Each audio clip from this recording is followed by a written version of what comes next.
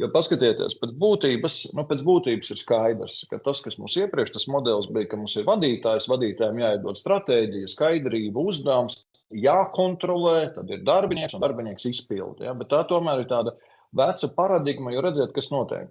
Pēc būtības tas ir tas no tiem faktoriem, kurš iepriekš paredzami ved pie pārslogotiem vadītājiem, pie vadītāja, kas izdara, kas mēģina visu kontrolēt.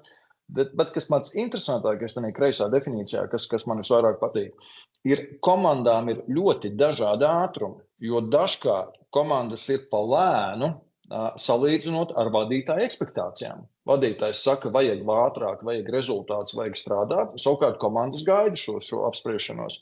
Un dažkārt ir otrādā. Komanda ir gatava skriet, un vadītājs nav gatavs pieņemt šo lēmumu.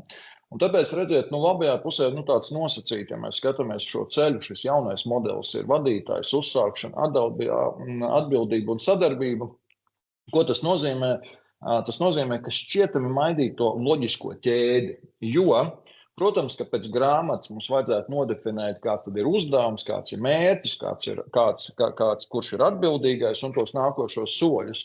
Es diezgan apzināti mēģināju pamainīt šo proporciju, jo, ja mēs kā vadītāji, vai tie cilvēki, kas pārstāv vadītājs, pēc tam, protams, arī nokomentēšu no speciālistu viedokļa, ja mēs vairāk koncentrētos uz to, kā samazināt šķēršļus tam, lai cilvēki uzsāktu, lai komandas uzsāktu šīs darbības, tas automātiski mūs vestu pie skaidrākas atbildības un sadarbības, un nevis otrādāk.